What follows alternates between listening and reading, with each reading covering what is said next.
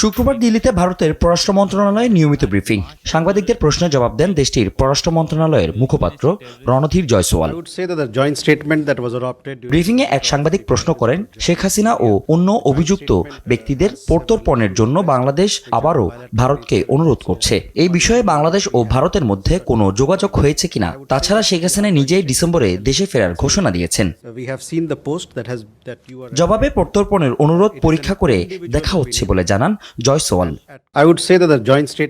আমরা প্রত্যর্পণের জন্য একটা অনুরোধ পেয়েছি। যেমনটি আমরা আগে বলেছিলাম, অনুরোধটি পরীক্ষা করে দেখা হচ্ছে। সংশ্লিষ্ট আইনগত ও বিচারিক প্রক্রিয়ার আলোকে অনুরোধটি বিবেচনা করা হবে। ব্রিফিংয়ে বাংলাদেশের এক রাজনৈতিক হত্যার আসামি প্রত্যর্পণ সংক্রান্ত অনুরোধ নিয়েও প্রশ্ন করা হয়। জবাবে প্রত্যাবর্তনের যে কোনো অনুরোধ আইনগত বিষয় ও বিচারিক প্রক্রিয়া খতিয়ে দেখে সিদ্ধান্ত নেওয়া হয়ে থাকে বলেও জানানো হয়। প্রত্যাবর্তনের যে কোনো অনুরোধ আইনগত বিষয় ও বিচার প্রক্রিয়া খতিয়ে দেখে সিদ্ধান্ত গ্রহণ করা হবে।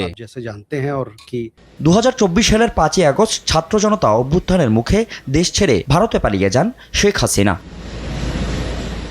ফজলে আদিত্য, নিউজ ডেস্ক, দেশ টিভি।